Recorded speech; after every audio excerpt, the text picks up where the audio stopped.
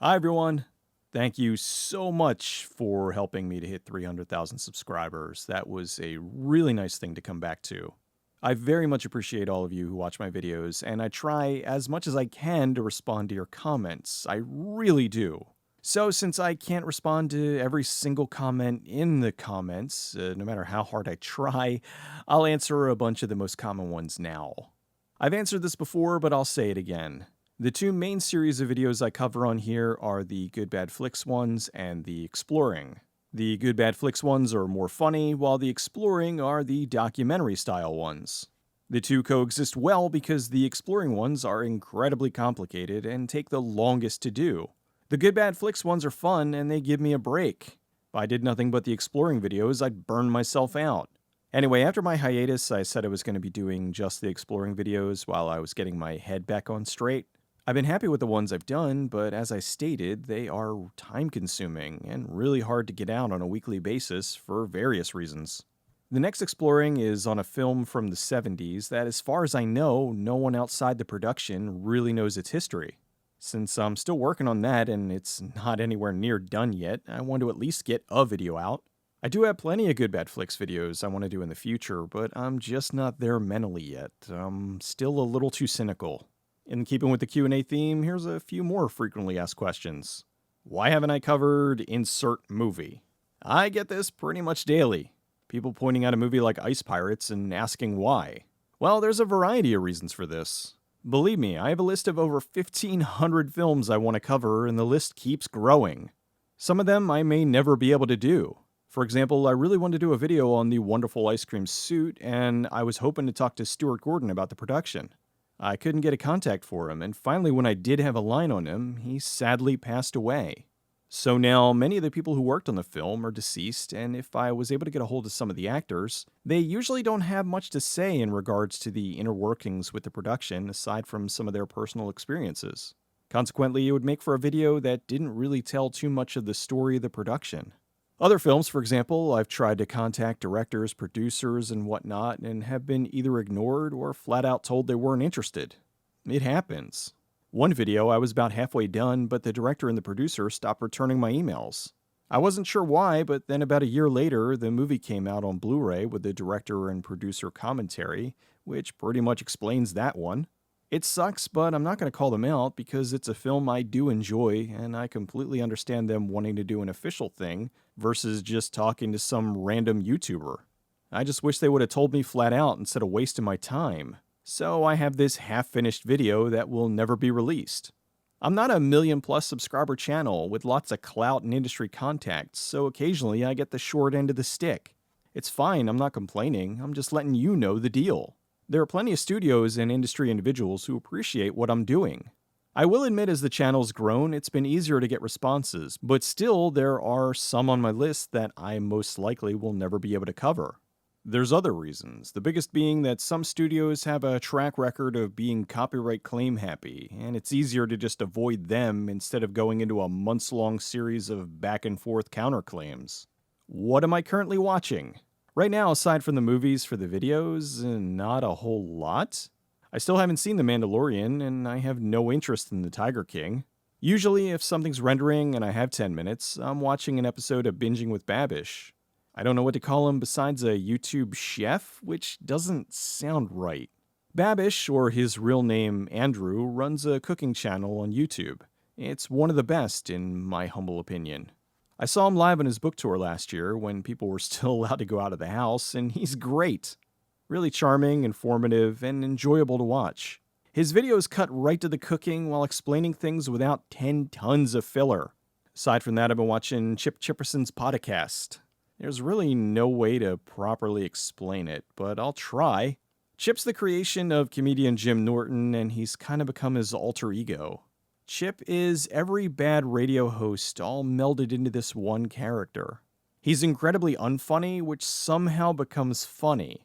I usually hate anti-comedy, but somehow this works. I think it also meshes because of the people who he has on. Some of them get it, some of them don't, which leads to comedy. There's a good chance that if you don't already know who he is, you would most likely hate it. On the other hand, if you're an old school Opie and Anthony fan, you're probably already watching. What is your favorite movie? I'm doing a top 100 favorite movies list, hopefully this year. What am I listening to? No new music per se, just new to me music. One of the biggest is a band that will probably get this video demonetized, and that is Break My Fucking Sky.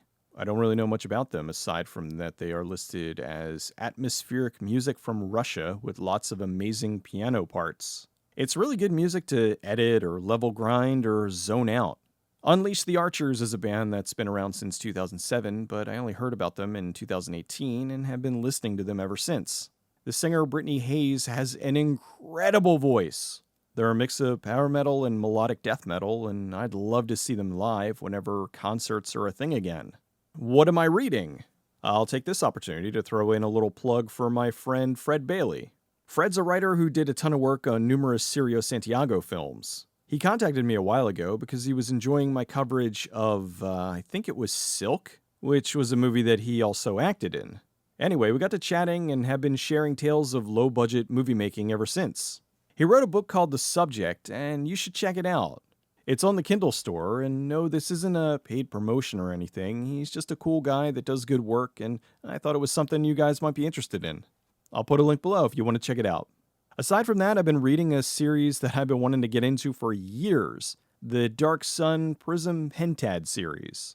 Dark Sun's a D&D campaign setting that takes place in a post-apocalyptic wasteland, which, if you know anything about me, you shouldn't be too surprised that I love this setting. It spins all kinds of normal D&D stuff on its head, like feral halflings and magic users that have to drain life to use it. It also has a heavier focus on psionics, which is one of my favorite broken classes. I'm only on the second novel in this series of 5, and beyond that there's another 11, so I have plenty to keep me busy, especially with how slow I read. What am I playing? Well, let me go over some of the games I recently finished. I beat Moonlighter, which was sort of a 2D version of Reciteer. You're a shopkeeper by day, and at night you go dungeon crawling to get the loot to sell in your store. It was fun, but very grind-heavy. I beat Dead Cells after dying about 50 times. Finally, one night I had a god run where all the RNG lined up perfectly, and I got this super sword, which did an insane amount of damage, and I was able to get to the end. After all the fuss with The Last of Us 2, I was really curious to check out the first one. I've been meaning to play it for the longest time, and was able to pick up the PS4 remaster for cheap. It was really good. I was worried it was going to be an endless escort mission, but really, Ellie was one of the most helpful side characters ever. Well, not exactly a side character since you get to play her later on, but you know what I mean. I like the bond between her and Joel, and aside from a really weird transition about halfway, I thought the story was quite good. The gameplay was essentially a light version of Manhunt, and considering that was one of my all-time favorite games, it helped me to like this more. A shame the sequel is such a love it or hate it thing. I'll check it out in the future after all the hype dies down. Yes, I know what happens to Joel, and that's one of the reasons I'm not in a hurry to get the game. The Surge 1 and 2 are my comfort food of games. They are two of my favorite games this generation. Yes, it's the Dark Souls style game in a sci-fi environment, but the way the games are done really helps to set them apart. They have the speed of Bloodborne with a few of their own mechanics, like dismembering your opponents to get the parts to make certain armor sets. The Surge 1 is kind of my go-to game for when I want to play something instead of starting a whole new game. It's definitely my favorite new IP from the past 10 years. Anyway, that's what I'm up to. As I said, it's going to be more explorings for at least another few weeks. I love doing them, and I love that you guys love them, but I'm telling you, they are so hard to get out week after week and to keep the quality up. I was just talking to a few directors about videos that should be out sometime late summer. I am also working on 2 others that are both celebrating their 25th anniversary this year, and oh, Nelly, are they long. I hope I can get them both out this year because I think you guys will like them. I'm curious as to what movies you guys think they might be. They're both sci-fi films from 1995. I'll give you a hint that they're both pretty big. I have a few more short reviews that I've been promising some folks, so you'll see them soon too. I do have that video game exploring I was talking about a while back in the works. It's all written, so hopefully that'll be out late July or August. I got the watch party option from Twitch, so once I get caught up, I do plan on having some movie nights over there. They have lots of my awful favorites like Exterminators from the year 3000. Once more into the breach, mother grabbers. Anyway, have a great week, everybody. I'll see you soon.